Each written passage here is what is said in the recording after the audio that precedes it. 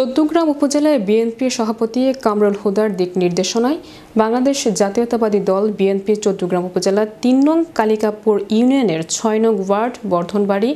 Chandpur BNP গ্রাম committee গঠন ও আলোচনা সভা অনুষ্ঠিত হয়। কালিকাপুর ইউনিয়নের বিএনপি আহ্বায়ক ডক্টর মীর আহমেদ মজুমদারের সভাপতিত্বে ও কালিকাপুর ইউনিয়নের বিএনপির সদস্য সচিব মুন্না মফিজের সঞ্চালনায় প্রধান অতিথির বক্তব্যে ছিলেন চৌদ্দগ্রাম উপজেলা বিএনপির সিনিয়র সহসভাপতি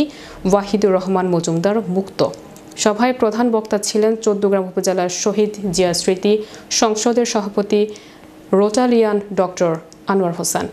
বিশেষ অতিথি ছিলেন কুমিল্লা দক্ষিণ জেলা কৃষক দলের সদস্য বিপ্লব চৌধুরী বানু, চৌদ্দগ্রাম উপজেলা বিএনপির স্বাস্থ্য বিষয়ক সম্পাদক ডক্টর মাইন উদ্দিন মিয়াজির, চৌদ্দগ্রাম উপজেলা বিএনপির অর্থ বিষয়ক সম্পাদক আলামিন খোকন, চৌদ্দগ্রাম উপজেলা যুবদলের যুগ্ম আহ্বায়ক ও কালিকাপুর ইউনিয়নের যুবদলের সভাপতি খোরশেদ আলম,